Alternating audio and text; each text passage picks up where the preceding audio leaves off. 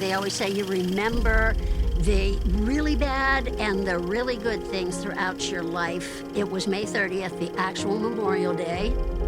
Louis flew into a hornet's nest. We couldn't get close to where he went down, and they never recovered him. I was in the hospital, but he managed to come home and he saw me. That was the last time I saw him.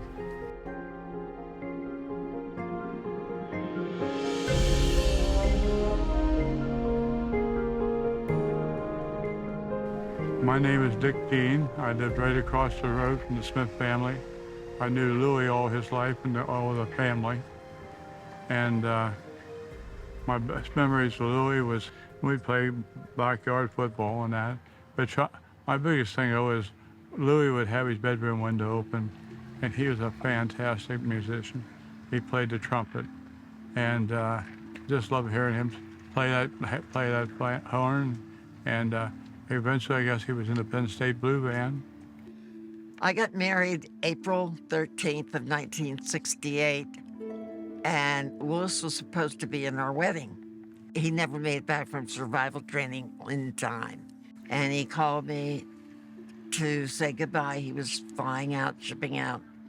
And that's the last time I talked to him. He left the next day for Vietnam. I do recall the last time I saw my brother. I was in the hospital. I had been in a bad fire, and I spent about 2 months in the hospital in Bellefonte. But he managed to come home, and he saw me while I was in the hospital. That was the last time I saw him. When he was first shot down, when we were told of this, all I can remember in the house was our sister Georgia, who was older, going up to her bedroom and being extremely upset. And I had no idea what it even meant, and going up, and then she talked to me there. It was May 30th, the actual Memorial Day, and I was in the living room at the time, and my mother walked in from our dining room into the living room, and she could see military men walking up our front steps, and she just let out a scream. I guess he flew the O2s, which were forward air controllers, and his job was to fly low and spot the enemy and mark it, and then the bigger fighter jets and bombers would come in and bomb the enemy. Louis flew into a hornet's nest. We couldn't get close to where he went down, and they never recovered him. He was stationed at Pleiku, and at Pleiku, they were getting hit by the Vietnamese, and then they were disappearing. So they didn't know where they were going, and Pleiku was right on the edge of Vietnam, and then there was a river separating them into Laos. So Louis flew out, found a bridge that he realized that the Vietnamese were hitting Pleiku, then crossing the bridge and going back into Laos. So he radioed for the bombers to come in. By the time the bombers came in, Louis was already shot down. Louis was a peach of a guy. If you lined him up with all the boys in our neighborhood, he'd probably been the last one you picked was going to die in a war. He's just a nice guy, and he was really quiet, but he was a nice guy. We all had our own way of dealing with it, I guess, and my way of dealing with it was just try to keep it out of my mind. It was really hard having somebody you grew up with all the time and you could depend on, and he's no longer around. And you don't know why. You don't know where he is, what's happening, what he's done. We get updates now and then from Debbie, the League of Families, but it was difficult then. I still have issues with it, trying to get over that. I don't think you ever do. I know my mom, when she passed, I know she never got over it. So, I understand that where he crashed, the site is half underwater because of the oceans put a dam in there. And his class ring showed up in Thailand. And I understand that the Thailand, whoever he was, tried to get $1 million for the ring. They got the ring and they have it up at the museum in Penn State. The gentleman that had the ring said that he came upon the crash site, found my brother deceased in the cockpit, buried him at the site, and took the class ring, and also I believe he had the dog tags, which we did not get returned to us. So he got his Penn State class ring back. That tends to ramp up my expectations of fighting harder to get the recovery and get his remains returned here. In my head, I know what is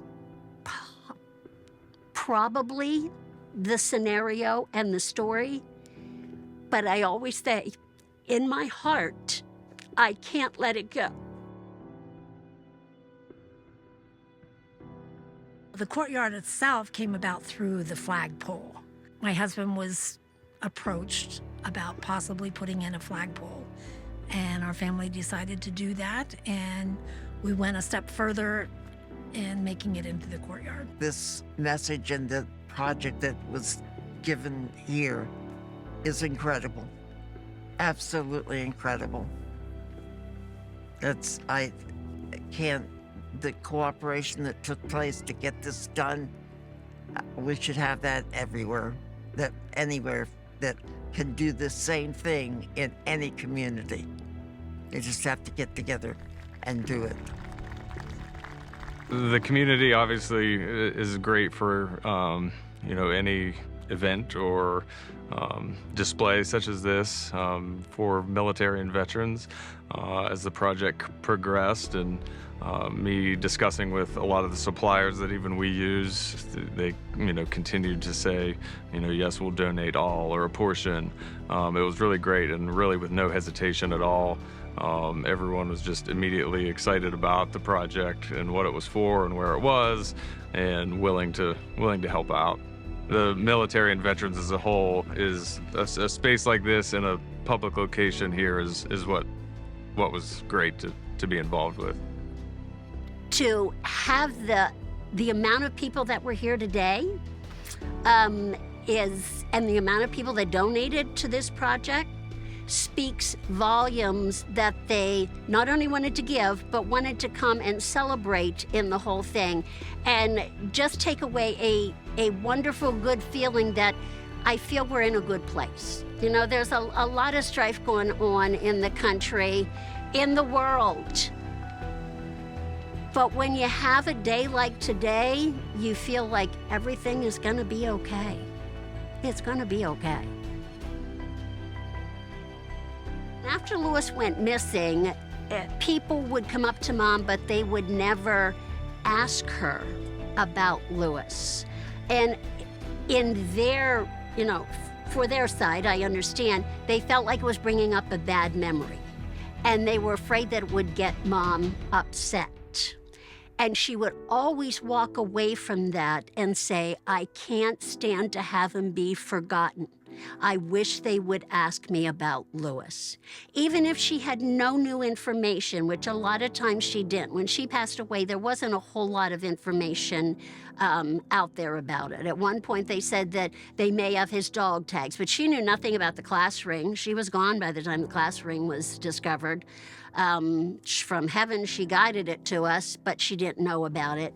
But she just never wanted him to be forgotten. She wished people would ask her about, do you have any new information about Lewis? How are you doing with the whole situation with Lewis? But they just avoided the subject, and she never wanted him to be forgotten. So hopefully something like this keeps it before the public, and Mom is looking down saying, yeah, you did good.